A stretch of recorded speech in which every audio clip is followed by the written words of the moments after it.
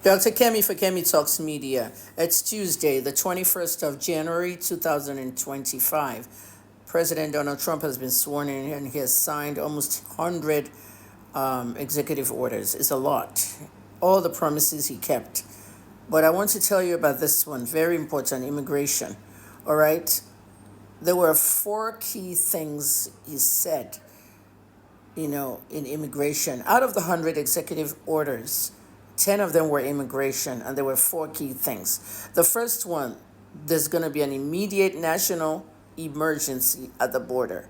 The southern border, to be specific, the U.S. border, the southern border, Texas, California, anywhere that borders the southern, okay, South America, anyone that borders just that whole, Mexico area and the rest of it.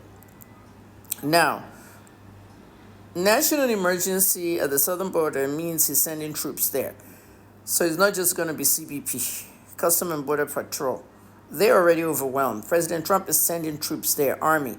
Okay. A lot of you in Africa, you line up at the embassies at 4 or 5 in the morning, trying to get your appointments in by 7, 8 a.m.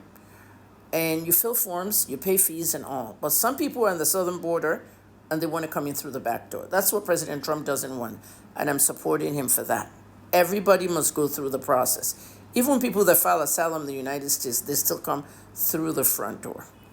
The second thing here is the catch and release thing ends. No more release. Before, during the Democrats' reign, you could catch somebody at the border and then you can release them into the population in the U.S. and they have to come back for their interview and all that stuff. No more catch and release. None. Because you don't know who you're catching, who you're releasing. Some of you at the front door, you're being vetted before you come into the U.S. You know what I mean? Okay, you want a green card, so you have to apply through the DS 260. After your case comes out of USCIS, you got to go through that 58 form, tedious process, your criminal background, police reports, everything. But these guys are not going through that. We don't know who they are. Look at what happened with the Venezuelan gang that took over an entire apartment building in Colorado. They just came in and they just were so violent, took over an apartment building. Can you imagine this? And then that guy from Guatemala who set somebody on fire on the New York train, that's just a few. So no more catch and release, okay? Most countries, when they do this kind of stuff, go to Australia, they have camps, immigration camps, where they'll put you in Christmas Island before you can go into the population. People have to be careful vetting people. Look at what happened in Canada with that father and son. They came from Syria, Yemen. They came as asylum people. Okay, Trudeau gave them papers. They had a PR card, 3 years. They got their citizenship. 2 weeks after they swore in to be Canadian citizens, they were planning to blow up Toronto, father and son. So go look it up. Everybody has to be vetted. So no more catch and release. The third thing I have here is MPP. Okay, MPP ends immediately. MPP is the whole Mexico thing. Okay, if you're coming from Guatemala, El Salvador, Honduras, a lot of people are flocking to the United States, directly into Mexico, which is at the border. There are many South American countries where people are fleeing for their lives. There's a lot of gang warfare, drug cartels, killing.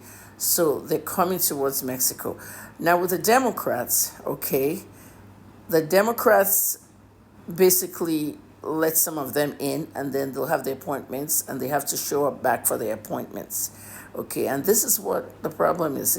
This is just similar to catch and release. So with Trump's rule, you have to wait in Mexico, okay, till the day of your hearing.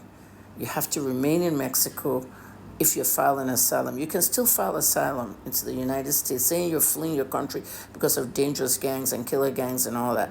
But you have to remain in Mexico. Mexico itself is not safe, but you have to find some kind of safe haven within there until your case is called. See, so the back door is full, the front door is full. Everybody's backed up. And the U.S. government is spending tons and tons of money to get new people to come in.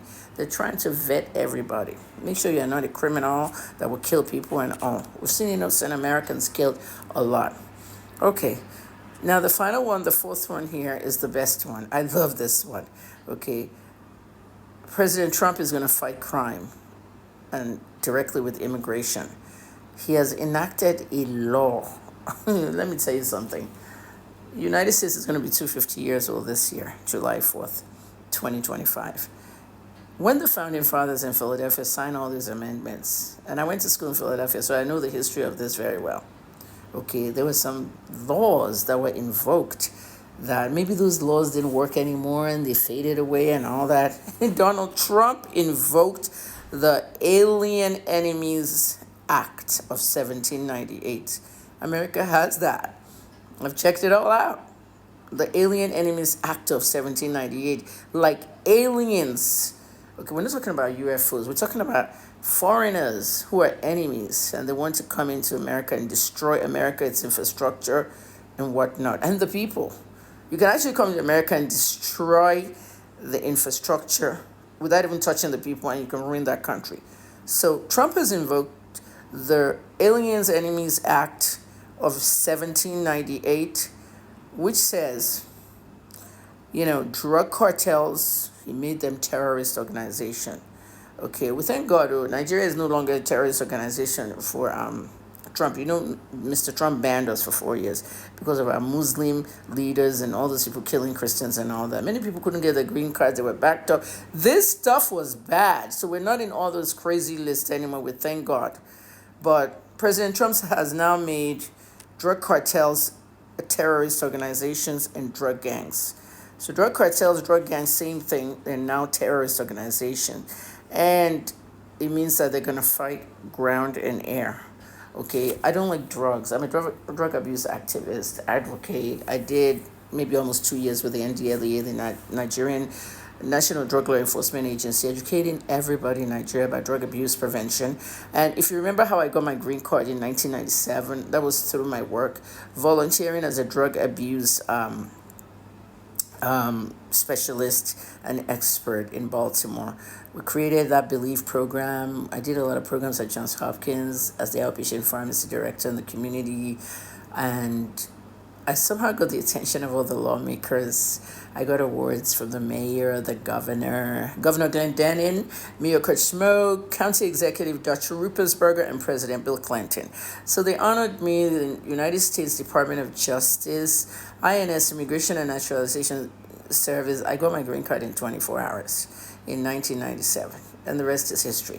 So at the end of the day, everything I did 30 years ago, I did it with the Nigerian government and the NDLEA. And the NDLEA, really put me out there. They wrote me a beautiful letter. Chairman Marwa spoke so well about me, and President Tinubu still didn't give me an appointment. So I'm really thinking of going to the U.S. and starting a different drug program for education for the kids, because what has happened between the time I left and now is very bad. The whole exit of fentanyl from the pharmacy into the streets and all, there's a lot of drugs, and we have to prevent it. So while President Trump is fighting the whole air and ground thing, enforcement, just like the NDLA was doing, I can be educating kids in schools and all that, especially now that I'm going to retire and rest. So that is what's going on with the immigration, what's the word I'm looking for? Executive orders, okay? I'm Dr. Kemi Lawrence, Kemi Talks Media. I'm always on Facebook, facebook.com/Dr. Kemi Lawrence, or just search Facebook Kemi Talks.